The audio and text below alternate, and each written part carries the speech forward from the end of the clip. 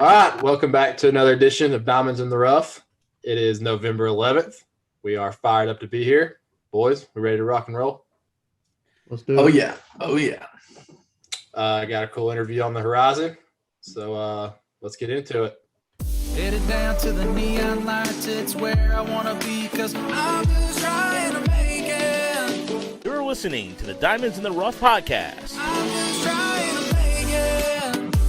Powered by Prospects Live. So let's get right into it. First things first, congratulations to Nicholas Schnell, future dad. Oh, yeah. I'm excited.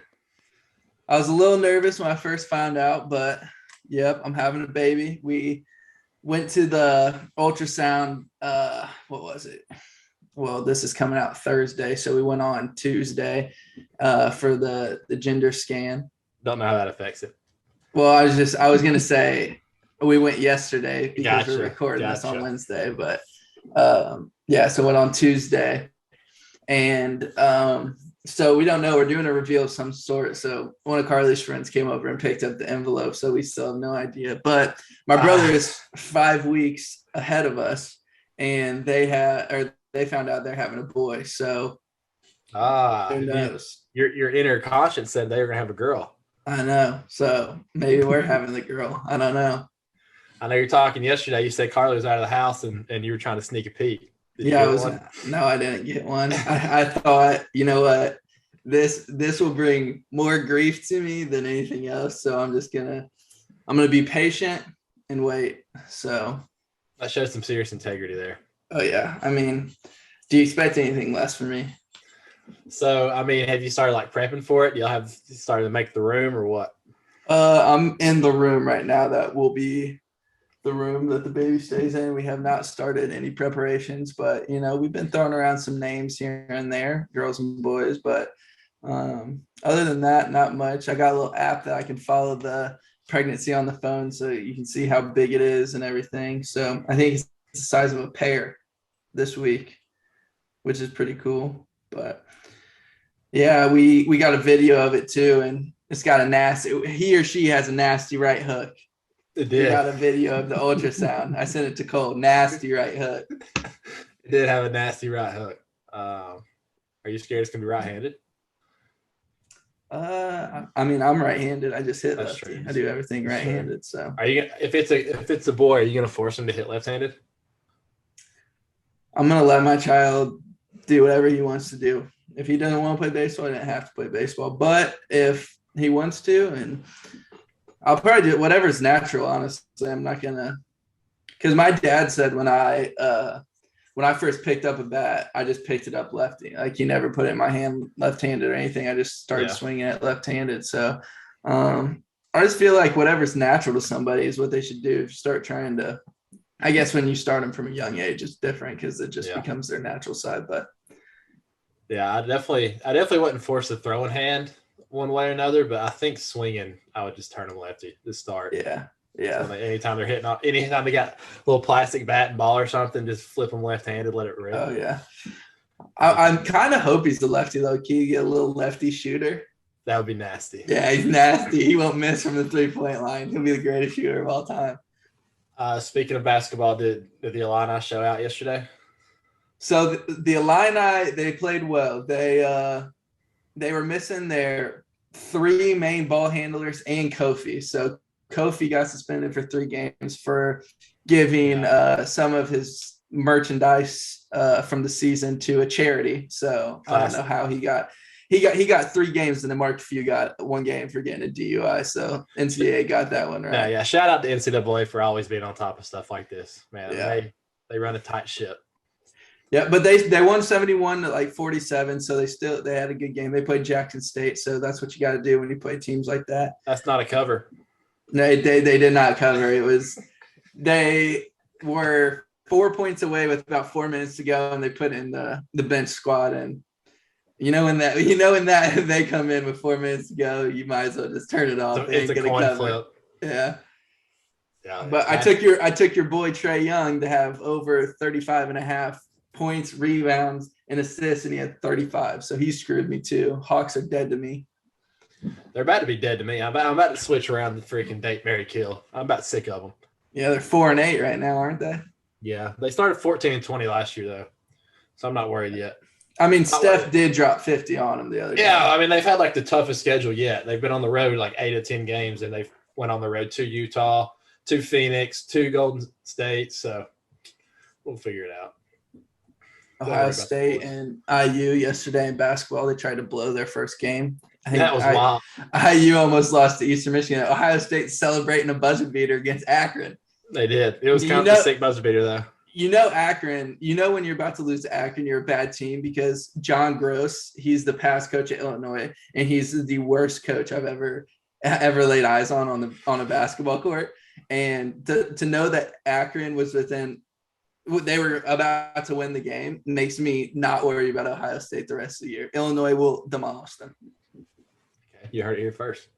Yeah. So this week in my life is a big one, always, being from Chattanooga area, Georgia, Tennessee this weekend.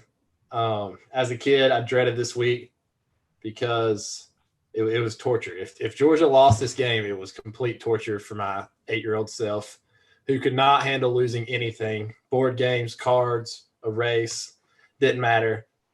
And if somebody popped off, we were fighting right there. So I always dreaded this game. Since I've been to college, it's gone down a little bit because I hadn't had to be around it. But now I'm back home for the game for the first time in years. So where are you going to be? You going to be in a recliner just sitting there watching? Yeah. Actually, no, I know you. You ain't going to be in a recliner. You'll be standing up, hands on knees in front of the TV. Yeah. Still got a taste of how I watch the games. It's not very loud. It's more just nervous, kind of locked it in. Yeah, you lock it in. No, I'll be on the couch, ice cold Dr. Pepper. I made a pact with myself probably 6 years ago that I would never step foot in Knoxville, Tennessee for a football game. And I got offered tickets, but it's just not going to happen. I mean, I'm true to my word, man of integrity, and I will never go watch a football game there. Well, games like that, like maybe it's just me, but I feel like nervous games for me, I'd rather be at home, comfortable watching it in my house, because if I'm there and it's starting to go downhill, it's just bad news. I'll be in a horrible mood. It's just easier to be at home and enjoy it on your couch. It's just when Georgia's playing at home, it's a little better because there's 100,000 of your friends there with you, so they're feeling the same things you are. If you go to Knoxville and it happens, I don't even want to imagine what that would be like. That's like a nightmare situation. I don't have much of a football allegiance, so you kind of turned me on to the Dogs this year. So whenever they're playing, I'm cheering for them. Because Illinois is basically not even a football team. They might as well put a bunch of toddlers out there to play. They can't take that 9 OT game away from them, though, ever. Never. That one. Well, here's the thing. Legitimately, this is what's crazy. And I'm going to say this, and everybody's going to be like, well, they didn't win. But they lost by 6 to Purdue and should have beaten them. And they lost a close game to Maryland and should have beaten them, which would have given them – they'd be like 5-1 in the Big Ten. And they would – if they win the next couple games, they would have been playing Ohio State in the Big Ten championship game, which is so sad. That just shows you how bad the middle to bottom of the Big Ten. Well, no, really the top from it's the 3 side down. What division are they in the Big Ten? They're should be the West, right? The West. Yeah, the West is terrible. No, they are in the West. Yeah, it's not good. All the good Purdue's number 1. I'm pretty sure Purdue is set to play in the Big Ten championship. I think it's Wisconsin, but I could be wrong. Is it? Yeah. It could be. I wanted to because we saw it on Twitter. There was a fight in the Arizona Fall League. That's with our boys. Got his tower buzz. Yeah, that's what you said. He said it was part of the Rays team, and I haven't asked anybody about it. Have you? Yeah, I text Curtis. I'm pulling up his text right now. Did you see the guy that charged? Is Smith and Jigba. His brother is receiver at Ohio State. Yeah, see, I didn't know that until the other day. I didn't either. Because whenever I saw the video, everybody was like, dude, is he related to the Ohio State guy? Yeah, I was scrolling the comments. And I was like, what? Because I knew that name, and I was like, he must be a top prospect. Yeah. And so I start scrolling, and I'm like, oh, that's why I know that name. Yeah, that's a solid gene pool there. Yeah, that guy was in the Jamison Italian trade. Okay. Yeah. So he came from the Yanks. Yeah, I text Curtis and I said, brawl, huh? And he said, yeah, brutal. Ha, ha, ha, ha. I said, you throw any punches? He goes, No nah, shot. I wasn't really in it. But then I watched the video and you see like everything happen and all of a sudden you just see Qzar from left field just trotting in, not doing anything, just slowly trotting in. So Bro, the pitcher You kind of know- wore it. yeah, he did wear it. He He let just- him come and just He tackle just him. sat there and waited for the guy to run 60 feet at him and just like, oh, he ain't gonna do nothing. And He didn't even square up really. Yeah, No. I mean, I never am gonna sit here and encourage a fight to happen, but if somebody's running at me or something like that, I'm at least putting my hand on my little paws up to fight back.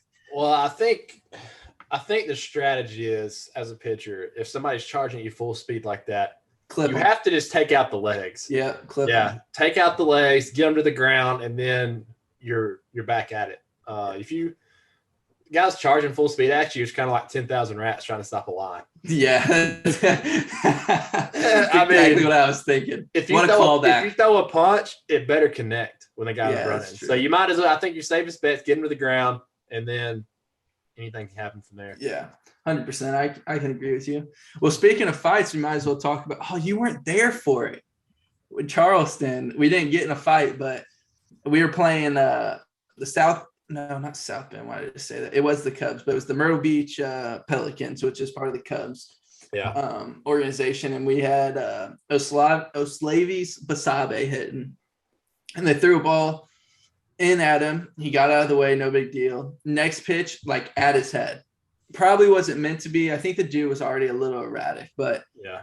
second time, and Basabe kind of like, he didn't start charging him, but took a few steps. Like, I mean, you know, the batter's box, the front of the batter's box. He walked a little bit past the batter's box and looking at him like what the f are you doing?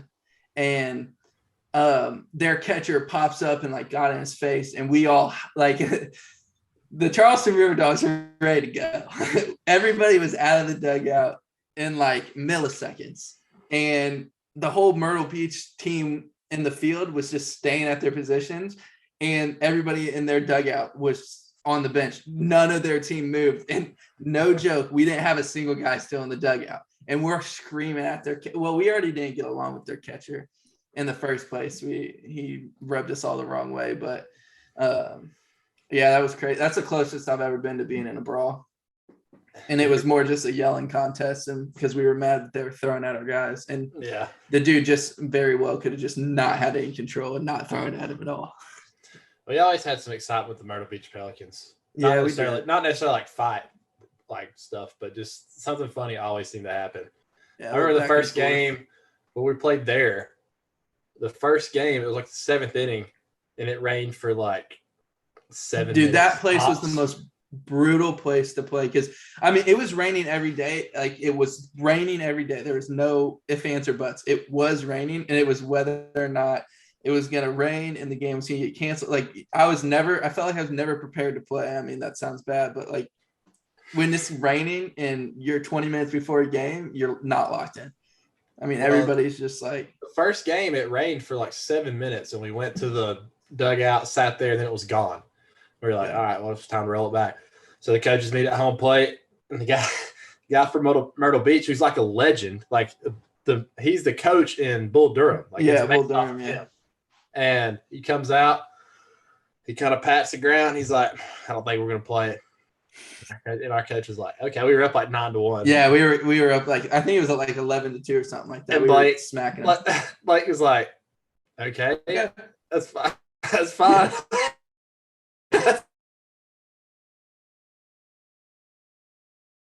I forgot about that. Yeah, that was funny. Yeah, he was just like, no, we don't want to play. Because the grounds crew guy came over first and told Blake, he was like, hey, like, the field's good, but like, he don't want to play. Like, and Blake was like, I mean, we don't have to, I mean, we're beating them 11-2. We'll take the win. Like, we're not going to sit here. Like, that's dumb. We should just finish the last 2 innings. But I think they were just trying to save their pitchers. Like, Yeah. and he was just like, all right, like, we're getting demolished. And Yeah, big time feel from him, though, because we were all, that's I mean, big yeah, time. you pack it in. Oh, Let's go.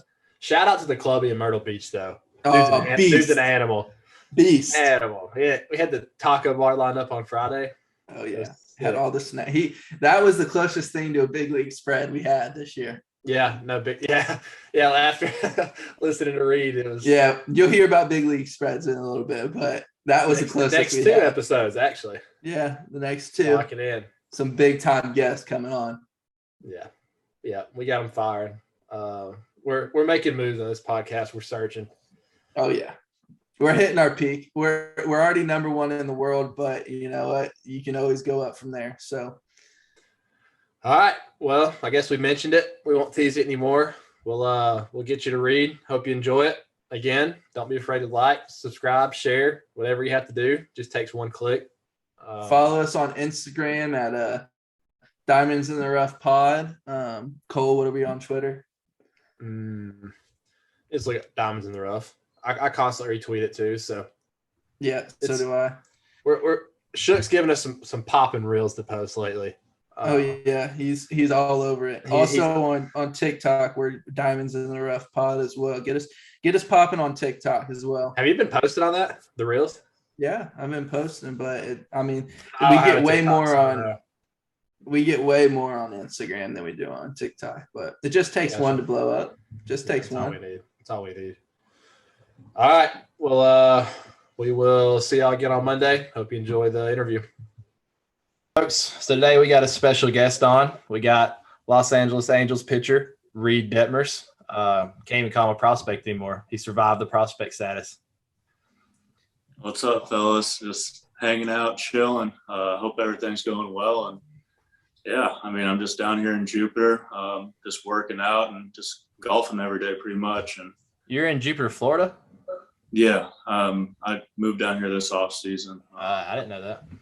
Yeah, I mean, I love it down here. It's a lot better in Illinois. You have family down there or what? No, I actually, my girlfriend and I just moved down here.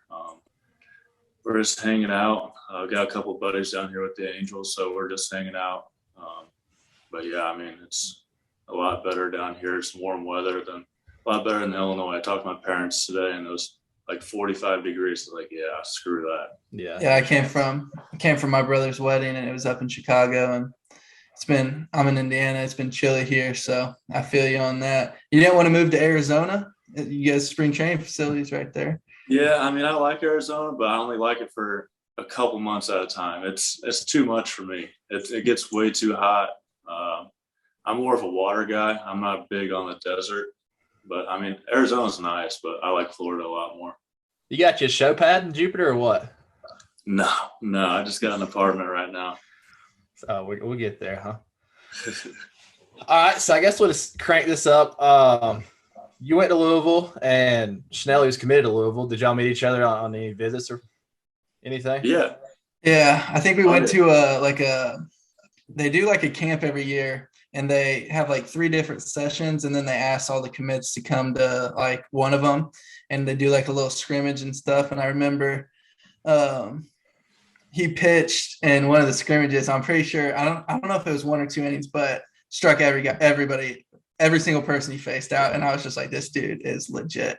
I didn't face him, thank God. Lefty on lefty would have been brutal. But yeah, it was impressive. So yeah, we met each other a couple times. So yeah. Yeah, I think you came on the official visit, right? Your senior year? Yeah. Yeah. We always show guys around senior year. Everybody comes on the official, obviously, you know that. But yeah, I remember you guys we got after it. You guys got after it, all right. No, not Schnelly. No, everybody came down, and Louisville had everything happen with the basketball team. So like for our official, we had to like just hang out during the day, and then they put us up in a hotel, like no joke, 30 minutes off campus. So yeah, it was a hike. We hung out with they showed us around campus and stuff, the freshmen did, and then they sent us with some of the older guys, and we went and hung out with the older guys for a little bit, and then we had a curfew, and so all the freshmen had to pick us up and take us back to the hotel. And I remember one of the guys, we got after a little bit, and we were in one of the freshmen's cars, and he was not doing too well and puked all over the floor. It was, and I was in the front seat. I was like, oh God, this is not happening. And I was like, all right, we're starting bad. Would y'all have like an inter squad the next day or something that everybody had to be at? No. So when did you guys come? October or something? Yeah, it was somewhere around October. there. So Yeah. that was after all the scrimmages. I think you guys went to a football game or a basketball game. I think we went to. I think when we first got there, we went to a basketball game. No, I think we went to a football game. I'm not sure though. Yeah, but that was crazy. I remember. I think my roommate took you back, or took one of you guys back, and that was the car that he puked in. So that no shot. I remember Zach Britton looked at me and he was like, "I hope you guys know when you get here, this is not how it's gonna go. Like, this is not cool." And I was just like, "Dude, I'm good. Like, I'm not doing anything." And he was like, "You're a leader in this class." He goes, "You can't let this shit happen." I was like, "Bro, like I'm just trying to enjoy myself too. Like, I'll get it figured out. We're good." We had to walk the guy who threw up out, or because Coach Mack and them were there, and so coach was sitting in the lobby. Yeah, and so we had to walk him up and around. I had to walk him up the stairs and then come back down, shake their hands, and head up to my room. It was funny. It's a good story now, but we all thought we were going to get our asses chewed when we get the next day. We showed up to the field. We are just like waiting for like Coach Mack and all them to like yell at us or something. But no one ever said anything, so I guess I didn't really care.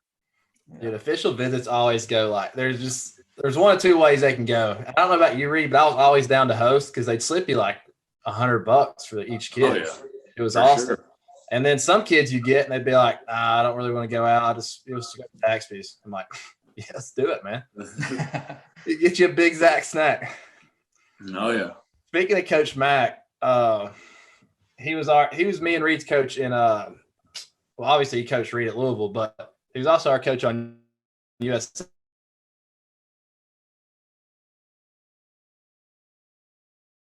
How does he roll into the field every day? How does he roll into the field every day? He said he's got his bug and First off, he rolls up in his wife's beat. Like, what are those like little bug cars called? Punch bugs. Yeah, he rolls up in one of those. It's a bright red one. And then he comes in with his headphones in, with his hat backwards, and he's always on the phone or listening to music or something with his head bobbing. Just straight Jay chilling. Yeah, I love it. And if you drive by him, he'll just give you a head nod and keep on walking. That's hilarious. I felt that's the college coach one-on-one, just the head nod. Not too deep in conversation, just, hey, man. No, he's just living the life. He's got it made. Speaking of that USA trip, let's talk about it a little bit. So we our year we played Cuba at home, and then we went to Taiwan and to Japan. And while we were playing Cuba at home, it was awesome. You know, we had the 4th of July tour. We're playing in Durham, playing in Charlotte. Yeah, packed out crowds. We're like, this is awesome. We're getting cool stuff. And then it's like, all right, let's go play Taiwan. We hop on a 13-hour plane ride. I'm in the middle seat, dude. I'm in a middle seat for 13 hours. My hips were jacked for a week after we get there. And then we are just roughing it in Taiwan. That was the worst plane ride I've ever been a part of. We were straight roughing it in Taiwan. Let's talk a little bit about that. What do we eat in Taiwan, Reid? We have McDonald's for every freaking meal and every day. Well, I remember rolling up to the breakfast spread in the hotel the first day, and I was like, what is this? I couldn't name like one food that was sitting there. I was like, no, this ain't gonna work. Luckily, there was a McDonald's. These had to go up, and they didn't speak obviously they didn't speak English, so you're just kind of like using fingers. You're like, one Big Mac. They're like, Big Mac? You're like, yeah, Big Mac. I'm like, oh, okay, yeah. And so eventually you get your order, but yeah, you have to point to like what you want, and it was a shit show. It was crazy. I remember I was in your room that night, and we found that Domino's. Remember, it was like 4 miles out, and we were like, we gotta go. That was the sketchiest walk ever. We're walking through the middle of Taiwan getting Domino's. It starts raining on the way back. Lordy. There's like ammo buildings. Like we're walking down these streets, and there's like stores loaded with ammo. It's unreal. This sounds like a minor league. Like a minor league experience. And I swear to you, Taiwan's like the moped capital of the world. I ain't never seen so many mopeds in my life. It was crazy. And you would have fit right in. Yeah, I know. Me and my moped in college, just whipping it. But then we go over to Japan, And it was a really cool experience just because we're playing a 5-game series against Japan in their country. It's loud. There's bands playing. There's dancers. Like it's a wild baseball experience. But what I tell everybody is the tough part was we played in 5 different stadiums. So we'd play, hop on a plane, go to a different place, stay, sleep a couple hours, get up, go to the field, play, hop on another plane. That was brutal, wasn't it, Reid? No, it was terrible. You're playing for 4 hours, driving 2 hours to another airport, hopping on a plane for another hour, an hour and a half, and just repeat that every day. It was unreal. It would wear you down. And they were good. Japan was really good. They were so good. And then we started at the very bottom of Japan and worked our way all the way up to the top to Tokyo. Yeah. And by the time you got to Tokyo, you were just exhausted. Wore out. And that was the sickest part about it, was playing in Tokyo, all the fans and everything. And then their starting pitcher threw 3 of the 5 games against us, shut us out 3 times. It was unbelievable. We heard he was like 94, 95. He was like 90, 92 the first 2 games on game 1 and game 3. And then game 5, he comes out busting 95s. I've never seen anything like it in my life. Hey, tell them what we did to him, though, Reid. Me and you. What's that? The combined no-no game 3. Oh, shit. I forgot about that. Yeah, we had him going. Where was it at? I can't remember that. I can't remember what that was called. I don't remember what city we were at. It was a 6 stadium, though. It was. Yeah. So me and Reid did our part. Oh, yeah. That's all you can do. That's all we can do. So we're gassed. We're wore out. We think we're going home the next day and we're pumped. Man, I remember Tanner Allen. He was miserable. He listened to Justin Moore every day, just like cradled up in his room with his hood on. I'm like, what you listen to? He's like, Justin Moore, man, this ain't home. And so we think we're leaving the next day. And they're like, oh, no, we have a built-in off day just in case it rained. So we just had an off day there. We weren't even playing. We were like, dude, man, screw this. But it turned out to be like the funnest day we had there. Oh, yeah. It was sick. I mean, I would definitely go back if I had the chance just to visit. I don't know if I would like to play every day like that again, but I would definitely go back and visit. No, absolutely. That was a sick day. We didn't have really any responsibilities or anything. We got to walk around Tokyo, rode that roller coaster right downtown. Oh, yeah. Went to the Tokyo Dome. That place was sick. Yeah. We went to the Baseball Hall of Fame there. Yeah, it was sweet. That day was cool. That is definitely, if I go back to Japan, it'll be on vacation. Oh, yeah, for sure. All right, Reid, let's get into this year. So obviously you kind of had a path like I did where we were drafted, had the weird year, alt-site, all that stuff. So then we started our first full season. Did you kind of have an idea where you were going to start the year after the alt-site? Yeah, so spring training happened in the alt-site, or the extended alt-site. And then they kind of just told me I was going to go anywhere from AA to AAA. I wasn't sure. Right, because you went to big league camp. Yeah. Yeah. And then so after big league camp, it was the alt site, they said it was. Yeah. And then so we're playing the D-backs every day. It was crazy. Like every day we're playing the D-backs. Like I'm starting every 5 days. I faced them probably 6 or 7 times and just getting shelled. Yeah, classic. Anyways, it comes down to like a week and a half left of the alt site, and they're like, hey, we're going to either send you to AA or AAA. I'm like, all right, sick. Like a week passes, a week and a half passes, like literally the last day, they say, hey, you're going to AA, your flight's tomorrow morning. I was like, all right, sick. Like, how do I get there? That's classic. That's typical. Uh-huh. So like where are you staying? You have to find a place, and that's 4 hours or what? So I flew out that next morning. I had to find a place. Luckily, there was a place on Zillow that a buddy of mine found the night before, just like randomly looking, just in case we did have to go. So we found a place on Zillow, a sick place. It was literally the only place in the town. It's a small town in Huntsville, Alabama. The only place available was a townhouse, and we got so lucky. Everybody else was searching for places. Like 2 months into the season, it was crazy, but we got super lucky. Yeah, you have 24-hour notice. Can't beat that. Yeah. So Rocket City Trash Pandas. Oh, yeah. Greatest minor league baseball team. We decided that has to be number one. Yeah, It was sick. I think we're gonna do a March Madness bracket. That's a 1 seed. It has to be. For minor league baseball names. No, that was probably the sickest place I've ever played in the minor league places I played at. Just playing, we had 7,000 to 8,000 fans every night. That's sick. Yeah, it sounds like Charleston. We had real good crowds in Charleston. Is there a story behind the Trash Pandas?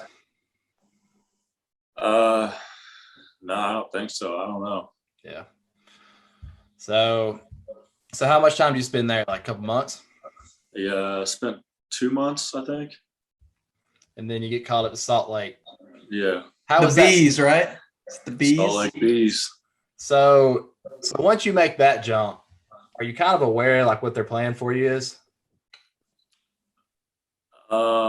I mean, at the time I would like to say I was, but no, I had no clue. I mean, I kind of had an idea just from like talking to like the coaches and stuff like that, my agents, but no, I had no clue. Nobody really knew what was going on with everything going on in our organization, all the people going up and down. So at that time, I just knew I was getting called up. And I happened to be there for a week and then got called up to the bigs, which was pretty sick. But I mean, yeah, it was. I'd say so. Yeah, I'd say so. Pretty sick. Yeah. I got called up to the bigs. No biggie. Yeah. It was crazy. It's completely different. Playing in Salt Lake, the ball flies. I mean, it's crazy. There was a ball that was hitting 91 miles an hour and it got out. That sounds like my kind of park. But yeah, and then playing like we flew to Albuquerque, New Mexico. I've never been to New Mexico. It was just different. The ball flew there too. It's crazy. So in AAA, you guys take flights? Yeah, so we flew on, I think it was Tuesdays. Flew on Tuesday nights. We always had they always had night flights, so we'd fly during the night. So we'd have all day during that day to do whatever. So go golfing in the morning and then head to the field, pack all the stuff, and then catch the flight. Nice. That's pretty sick. Yeah, I didn't know that. That is sick. So let's get to it. How did you find out about the call? So I was starting on Friday in Albuquerque.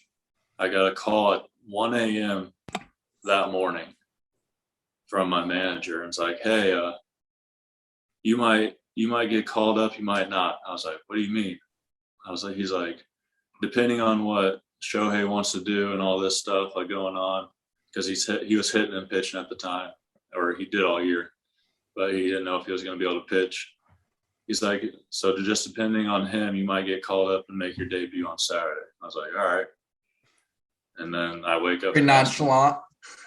No, like don't even say you woke up, bro. Ain't no way you slept. No, I didn't go back to bed. My heart was racing. I called my parents immediately.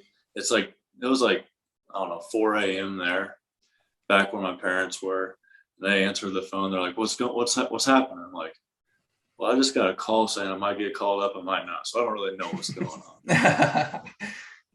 And then the next day comes, and then we go to the field. I get warmed up, playing catch and everything. And he's like, hey, you're not starting today. Like, you're getting called up. I was like, all right, let's go. So within the next hour and a half, I was on a flight to LA. You flying commercial or what? Yeah. Nice. But it is nice though. It is One nice. last time. One last time. For old time's sake, commercial. Yeah. They said you get a middle seat too. You get to be a slum for one more day. So you fly to LA, and what do you do then? Yeah, got off when I landed, there was somebody there to pick me up. They brought me to a hotel. I had no clue what was going on. Like, I just knew I was starting the next day. And I wake up the next morning and I was like, I don't even know what time I have to be at the field. And so they finally text me 2 hours before I have to be there. And I was like, all right. And then my family's coming in. Everybody's coming in. And so that was pretty stressful getting my family there and everything. But it was a crazy experience, but it was awesome. That's insane. So you just roll up in the locker room with Trout and Shohei and all those guys. What does that feel like? It's weird at first, just being in the same locker room as Trout and Shohei and Rendon and all these other Dexter Fowler. And then, I don't know, they're just all coming up to you, shaking your hand, saying congrats, and then they're just going about their business. And then, I mean, obviously the longer you're there, like the more you get to know them a little bit and get to talking to them and pick their brains. And they're good dudes. They're really good dudes. Right. Yeah. So no, go ahead. I was just gonna ask, like, along with that, how long did it take you to feel like you like really belong there, like you weren't just visiting? I mean, I'm still trying to get used to it. Yeah, I'd say so. I mean, I don't know. It's hard. Like, you're there, but it doesn't feel like you should be there. Like, if that makes sense. I don't know. And I know my first like 3 or 4 starts. Well, I only had 5 starts. I was out with COVID for a month and a half,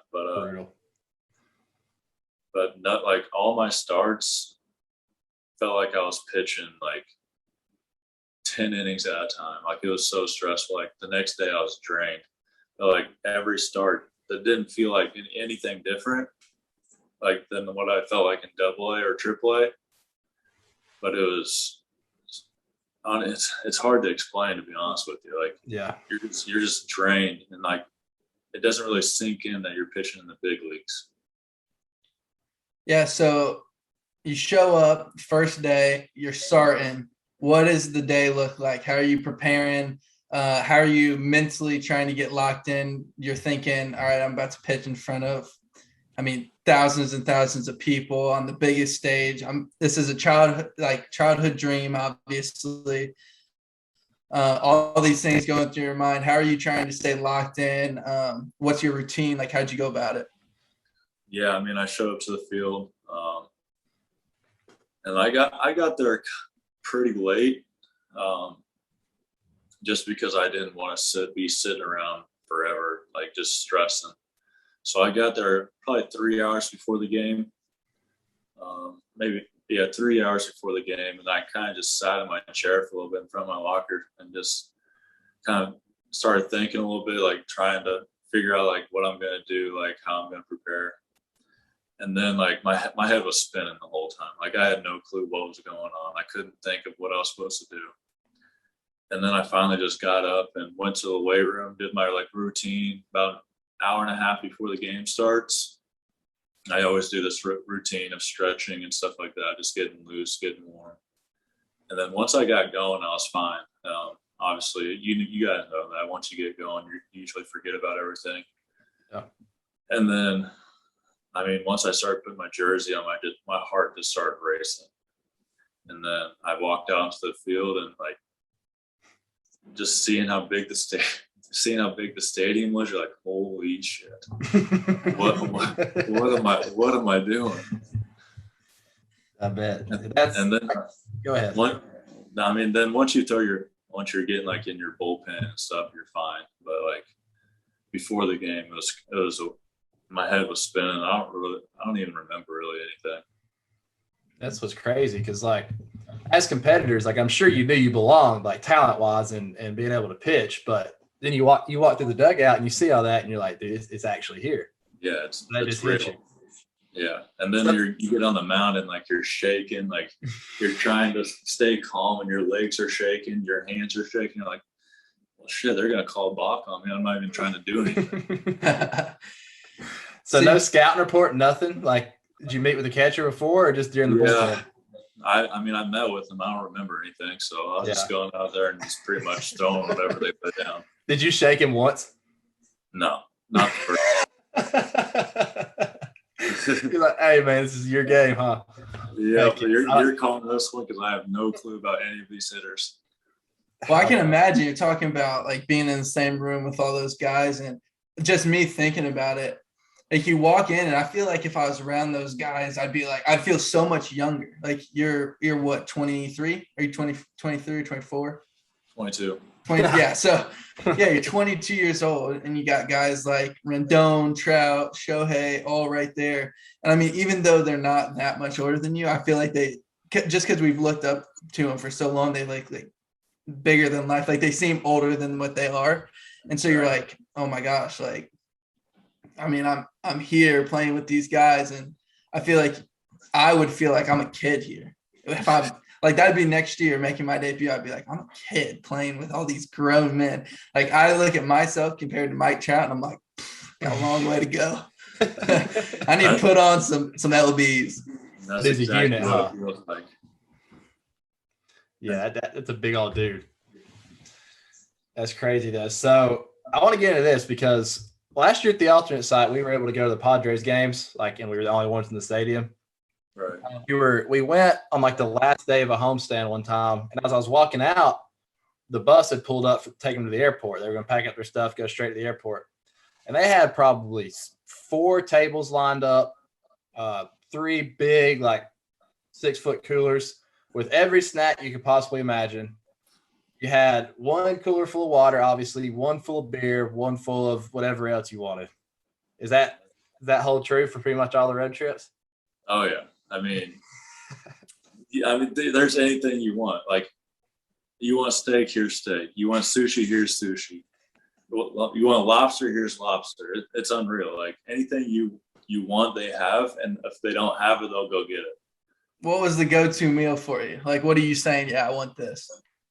I mean, it's hard for me to turn down steak. Every time I saw steak, I had to get it. So I mean, I probably ate way too much steak that was healthy for me, and I probably ate a very unhealthy amount of steak. But I mean, if it's there, I'm gonna eat it. So would y'all get stuff like catered after the game, like big spreads or what? Yeah, so you show up to the field and there's a meal there waiting for you. And then there's another meal after BP right before the game. And then right after the game, that's like the big meal. And that's just like a big buffet, like pretty much whatever you want, it's there. Yeah, ain't no Arby's, huh? No, not Arby's, but I mean, they got a cooler full of beer, a cooler full of Gatorade, water, like protein shake. You're living the life, is what you're telling me. You're living the life. You get to play kids game at the highest level. You're getting paid pretty well to do it. Not bad. And you get to pretty much eat and drink whatever you want. Pretty much. You just got, Sign me up. Is there like a seniority type thing? Like, who's popping beer before the game? Like, no way, you're not, right? Before the game? Yeah. We didn't have anybody pop a beer before the game. Like, no pitchers that aren't throwing or anything? No. I mean, after the game, we honestly didn't have a whole lot of people that drink. But I mean, there was definitely a few people that would throw down some beers after the game. But all the rookies would have to carry like the bag full of the beer. On the road trips, like on the getaway days, all the rookies would have to have the coolers full of beer for the plane rides or bus rides or whatever it was. And then we just have to hand them out. So like whoever wanted a beer would say, "Hey, I need a beer." You give them a beer. If you don't give them a beer, then you're gonna get in trouble. So, I mean, is that the worst thing you have to do as a rookie? Because I talked to Weathers and he went through it a little bit. That was the worst thing I had to do. I know a couple guys had to sing, had to answer some questions, stuff like that. I never had to do that so far. I mean, probably have to next year. Yeah, I I guess say you're you still better a knock rookie. on some wood right now. But yeah, I mean, nothing too crazy. If they didn't like what you're singing or you're bad at whatever, like the questions you're answering, they would send you to the banyo. You have to go to the bathroom, sit in there for however long they said. At times there would be 6 guys stacked in there. It was crazy. So what's the plane look like? What are we flying on? I mean, it kind of just depends. I mean, we have the big planes, the sleeper plane, like one of the planes that we flew on to Japan. Yeah. And it's like the whole front, just like bed. It's just beds. And there's like TVs and stuff, so you can like lay down, take a nap. And then like the other plane we would use was just like a regular plane, just the two aisles or 2 lanes and whatever, how many seats it is, 3 on each side or whatever. Everybody get their own row, or you got to buddy up? The smaller plane, the rookies had to buddy up, and kind of just depends who's all traveling. If we don't have like a lot of guys coming, everybody gets their own row. But if we have a full house, and then you pretty much have to buddy up. Yeah, getting into like, well, I guess you were minor league and big leagues, but you play 100 and I mean, between the two, probably 140, 162 games. We'll say 162 games. You're a big leaguer, so we'll say 162 games. How do you keep your arm healthy throughout the year? Like, what are you doing to stay healthy? Make sure you're on the field for each outing, and you're not overdoing it, and you're staying healthy. Yeah, I mean, that can be difficult at times. For me, it's getting in the weight room, doing my stuff in there. Because if I'm not in the weight room, then my body just feels terrible. I mean, you guys probably know that. But I mean, you probably being a position player, it probably feels better when you're not in the weight room. Yeah, the less we do is because every day, game. But for pitchers, for me specifically, just the more I'm in the weight room, the better I feel. And I mean, every day after I get done throwing, I get treatment. I'm always getting soft tissue done or something like that, just to flush everything out, make my arm feel better. I mean, because I don't even know, after like 10 starts, your arm starts to feel it. Especially after a shortened season, if you aren't used to it. Coming out of college, I mean, I had like, I want to say 18 starts a year, and that was pushing it in college. So like coming out and throwing 20 starts, that's a big difference. So yeah. I mean, just treatment and stuff like that. Yeah. Awesome. Have you even figured out your routine? It's like you said, you missed a month with COVID. So like going for 5 days, pretty much a majority of the time. Have you figured out the weight room routine that feels best? Yeah. Or still experiment? I mean, I would usually do like the day after I would run and do legs. Day 2, I would do upper body, and then I'll take a day off, and then was it day 3 now? Day 3, I'd take off and throw a bullpen that day. And then day 4, I'll do total body. And then day 5, I'm going. Nice. Or somewhere along that line. But how important would you say? I mean, you talk to any big leaguer, you talk to anybody that plays at the highest level, and you say, like, what's the difference between a minor leaguer and a big leaguer? They talk about consistency and they talk about routine. How important would you say that routine is to you and the success you have on your starts? Oh, it's huge. Because I did get away from the routine I was doing for a little bit, and I felt completely lost. And I've talked to other guys that I played with, and they kind of got away from theirs, and they just didn't know what to do. They said they felt terrible, like nothing felt good. And like, I agree with that. I mean, once you get on a routine, for me at least, things start to click, and you aren't thinking as much. Like, you do this, and then you go. And then, I mean, it's just a lot easier. Yeah, absolutely. Actually, I was just talking to a lot of guys on the Georgia baseball team, and we were just talking about routine and just how important it is, because even like for a guy like you, it doesn't matter what level you're at. If you're still on that routine, if you still got your same routine scheduled out, I mean, that plays anywhere, right? Oh, exactly. And it keeps you probably pretty locked in and not getting overwhelmed. So yeah, you just feel comfortable. It's just like one of those things, like, you know what you have to do, so you're comfortable and you're not like stressed and thinking about like, shit, like, what do I have to do to feel good, be ready, and stuff like that. So it's more like a comfortability. Heck yeah. Shook, you got anything for him? Yeah, Reid. I mean, as you reflect on kind of your first big league year, obviously you start out in Double-A with Rocket City, and then not even 3 months later you're in the big leagues. Is that kind of how you had it planned? I mean, I don't know if you had a plan mapped out for your first year, but is it everything you kind of hoped for? I mean, obviously with you debuting and, you know, getting a lot of call-ups, but kind of, is that the plan that you had for yourself? Honestly, I had no clue what to expect. I was just going into the season just hoping for the best. I mean, obviously the way it worked out is pretty awesome.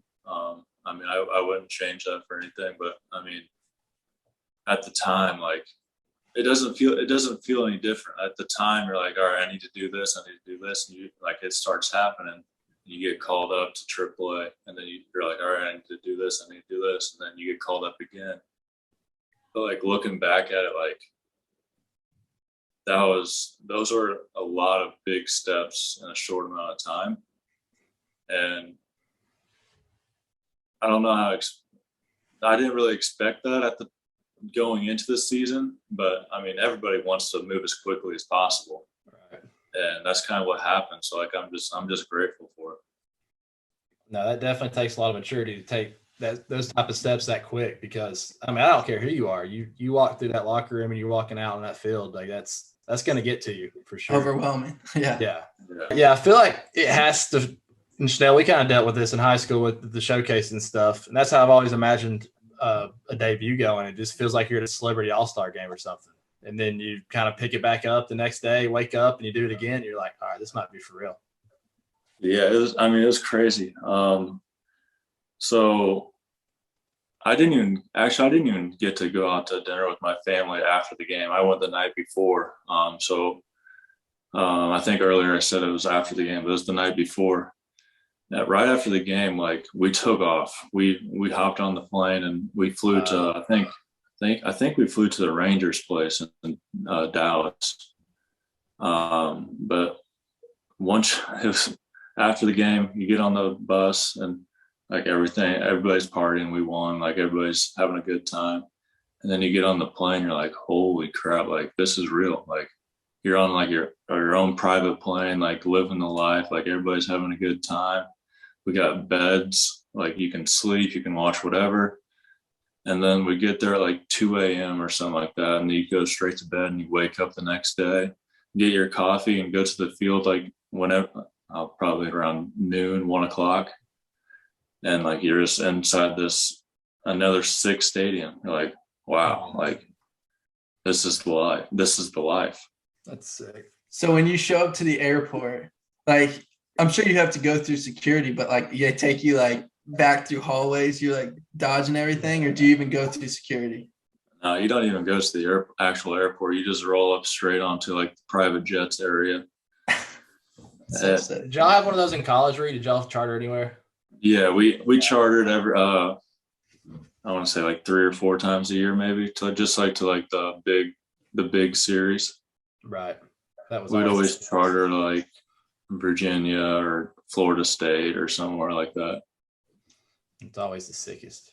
So I got another question. So you played in Omaha, you've played in the big leagues, you've played in the minor leagues, you played on USA. If you could rank them all, like sickest experience, obviously big leagues is going to be number one, but like full on experience, like atmosphere, stuff like that, what would you rank them? Oof. I mean, big leagues obviously is number one. I would say Omaha's up there. That place is sick. I mean, there's 40,000 people just going crazy every day. And I'd say that was second, and then USA. And what was the other ones? The minor leagues. I figured it'd be at the bottom. That's definitely at the bottom. Yeah, I figured. You kidding me, man? I appreciate y'all bringing up Omaha. That's sick. You know, yeah, great experience that we had there. But if we're going back to it, and you're talking about atmospheres you pitched in, what all stadiums did you throw in? Yeah, so I obviously Angel Stadium. Mm-hmm. My second start was in Dodger Stadium. That's sick. That was crazy.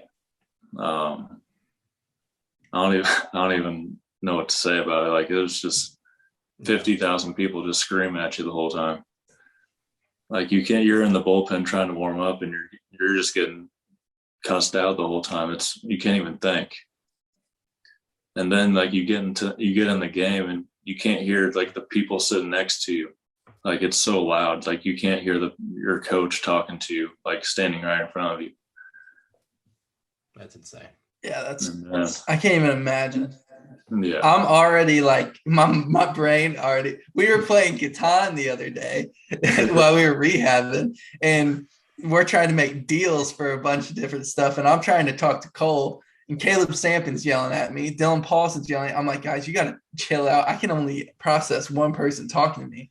So 50,000 people yelling at me, my brain will blow up. Yeah, you're giving people a lot of ammo right now, Snelly, for when you're out there. They'll be fine. I'll be so locked in. I'm firing them up. So when I get out there and I 4 bomb backside bombs, I ain't pulling anything. No, of course not. So Reid, your experience, you kind of get called up second half of the year, and I guess, were y'all still in playoff contention at the time when you got called up? No, not really. No. Yeah. So you kind of had that time just to kind of worry about figuring out your routine and figuring out all that stuff. So how big is that going into this year, going into the off season? You know what to expect, like you know what you need to do, and then now you can go out and really just try to win. Yeah, I mean, it's huge. Just getting that experience under my belt, not really knowing what to expect. I mean, it helps a lot just knowing what to expect in the future. Because last year I was kind of like just thrown in there, not thrown in there, but like got called up, never been there before. So you don't really know what to expect. It's completely different than everything else. So like just having that under my belt, that's going to help a lot just on the mentality side, just on the mental side. Other